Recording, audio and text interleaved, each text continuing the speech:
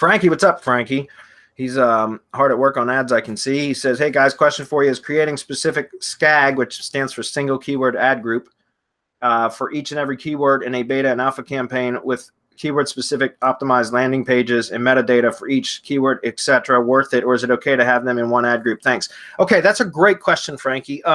First of all, in your beta campaigns, I don't do single keyword ad groups, right? That's only an alpha campaign.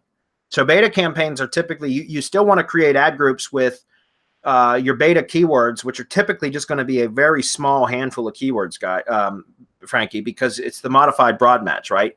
So because it's modified broad match, you don't need many keywords in a beta ad group because you really only need your short tail.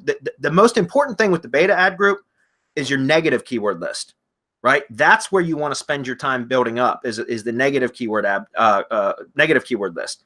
But the actual keywords that you add for targeting purposes, which are modified broad match, it's usually just a very, very small handful of keywords per ad group, right? And you want to make sure that they're closely related in each ad group. But usually I don't have more than 3 or 5 keywords max in a beta group, a beta ad group. Now your single keyword ad groups that you can have, if they're similar type of keywords, very similar. First of all, Google will even, by the way, guys, the Google Ads platform has gotten incredibly, so much better. In fact, it used to be, like I said, I've been talking about the display network getting so much better, but the search ads has gotten so much better too. If you go look at the recommendations, a lot of those recommendations, which again, 2 years ago, I would have said, don't follow the recommendations. They'll spend your money more. But if you start applying some of the recommendations that Google gives you, you'll see your ad performance going up, your cost per click going down, conversions going up, that kind of stuff. And so it's the AI, the machine learning, the artificial intelligence, and all the automated bidding strategies and all the stuff that's available now in the ads platform is really, really good.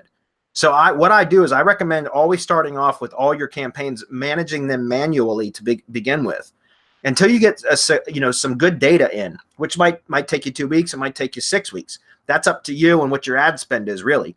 But once you got enough data in there, start taking a look at the recommendations that Google provides and start applying them. Make notes of what you do. Keep a Google Doc and make notes. Take dates and notes of when you've applied changes or recommended changes that Google provides, and monitor take a screenshot of what your results were when you applied that change or recommendation, and then go back 2 weeks later or a month later or whatever, and then take a screenshot of your the results since that change was applied and see if your ad performance is better.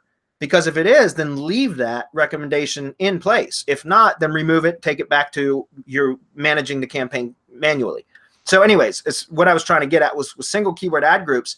It used to be where there would be, for example, singular version of a keyword or a plural version, right? So like, let's use remodeling contractor plus city, right? So whatever that, let's just use Culpeper. That's where I'm at. So remodeling contractor Culpeper, or remodeling contractor in Culpeper, or remodeling contractors in Culpeper, VA. Those are all very similar keywords. And so in the past, the alpha group, I would have every one of those variations in their own separate keyword. They would all still maybe target one landing page, but I would have inserted each one of those as exact match keywords in that particular alpha campaign or alpha ad group, excuse me. But now if you do that, one of the recommendations is, and I think it's just for ease of management, but Google recognizes those as being like singular and plural version is the same keyword. So even though you put it in exact match brackets, you don't have to put all those different variations, because Google will still serve your ad, even if it's not exactly like if you just use one keyword, one exact match keyword type in the ad group, Google will still display your ad for the plural version, or if they add the VA modifier, in this case, like Culpeper and Culpeper VA, Google will still display that. And that's a change that just occurred kind of recently. And again, that's because machine learning has gotten so much better. Does that make sense? So my point is, yes, Frankie, to make management a little bit easier, beta groups should only be a handful of very closely themed keywords. Where you want to spend your time there is developing your negative keyword list. As far as your alpha campaigns, yeah, as long as they're very closely related. But again, you really don't even need to create a bunch of keywords in the alpha list, because Google will still display your ad now for what it knows to be, what do they call them? Close variance. That's what it's called. Close variance. Okay. It was a good question though.